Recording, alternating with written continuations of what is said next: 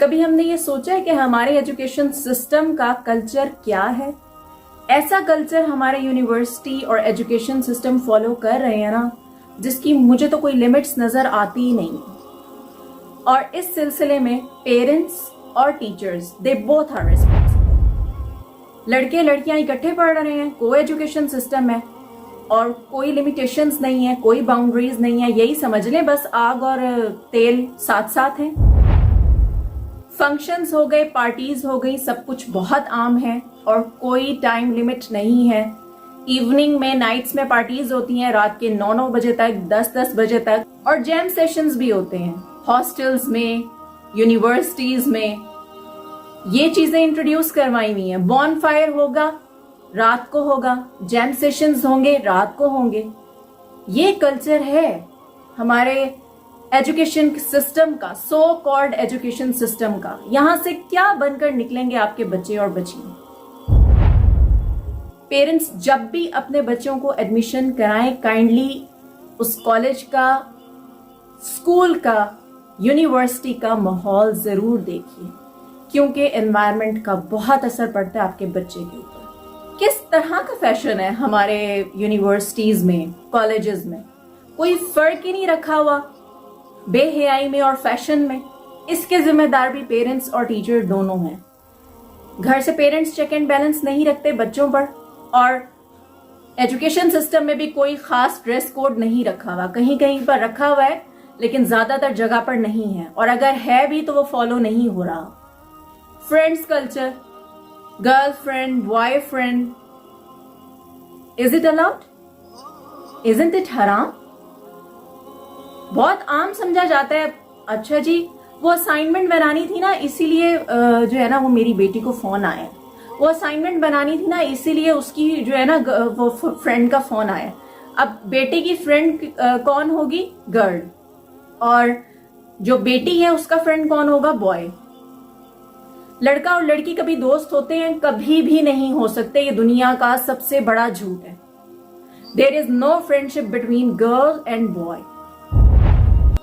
Parents क्या करते हैं?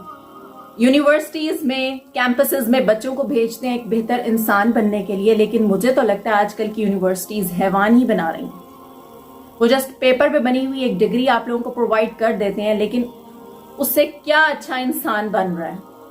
सिवाय किटी पार्टी से। मुझे लगता है 5 साल तक किटी पार्टी होती है आपकी किसी भी डिग्री में। आपने अपने बच्चों को एडमिशन दिला दिया और वो किटी पार्टी 5 साल मुसलसल अटेंड करने के बाद बच्चा बाहर निकलता है वहां से। ऐसे जितने भी एंटी इस्लामिक यूनिवर्सिटीज हैं जो इस कल्चर को प्रमोट कर रहे हैं, इनको बैन करना चाहिए। इनको बैन करना चाहिए। हमारा प्रॉब्लम ही यही है। हमारा प्रॉब्लम ये है कि हमने इस्लामिक एजुकेशन को और दुनियावी एजुकेशन को सेपरेट कर दिया। एक आधे इंस्टीट्यूट के अलावा हमारे मुल्क में कोई ऐसा इंस्टीट्यूट है ही नहीं जहां पर दीन और दुनिया दोनों को इकट्ठा पढ़ाया जा सके। हॉस्टल लाइफ का इंट्रोडक्शन करवाया हुआ है। मुझे नहीं लगता हॉस्टल्स इतने सुटेबल हैं बच्चों के लिए। देखिए, बच्चे जो होते हैं ना, वो चाहे बड़े भी हो जाए ना, फिर भी वो वालिदैन के लिए बच्चे ही होते हैं। उनको हर मोड़ पर इस्लाह की, साथ की और वालिदैन के सहारे की जरूरत होती है। हम जवाबदेह हैं अल्लाह ताला की। अगर हम अपने बच्चों को हॉस्टल्स में भेज रहे हैं, उनको डिग्री करने के लिए भेज रहे हैं, अगर वो किसी भी गलत एक्टिविटी में अल्लाह ना करे मुलव्वस होते हैं, तो हम तो जवाबदेह हैं ना। ड्रग एडिक्शन बहुत ज्यादा है हमारी यूनिवर्सिटीज में। कौन है इन सब चीजों का जिम्मेदार?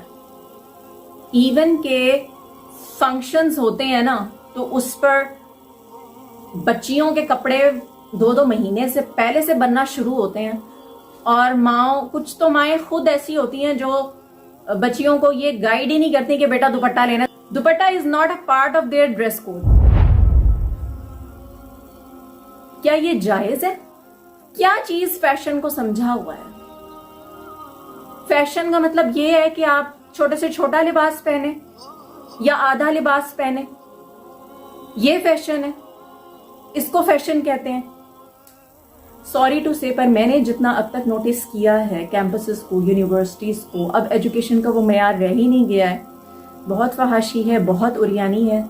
और इन बच्चे जो है ना, जिनको एक अच्छा इंसान बनने के लिए भेजा गया था, वो पता नहीं यहाँ से क्या बनकर निकल रहे हैं। खुदारा होश के नाखून मुंह में लें। हम सबको बहैसियत कौम सोचना है, अपने बच्चों के बारे में सोचना है, अपने मुस्तकबिल के बारे में सोचना है, और हम सबको ही अपनी इस्लाह करनी चाहिए। वो है ना, तुम मुझे अच्छी माएँ दो, मैं तुम्हें अच्छी कौम दूंगा। हम सबको एज अ माँ अपने आप को इम्प्रूव करना चाहिए और बच्चों को बीइंग औलाद खुद को इम्प्रूव करना चाहिए। और यहाँ पर मेरी टीचर्स से भी रिक्वेस्ट है कि खुद को इम्प्रूव करें।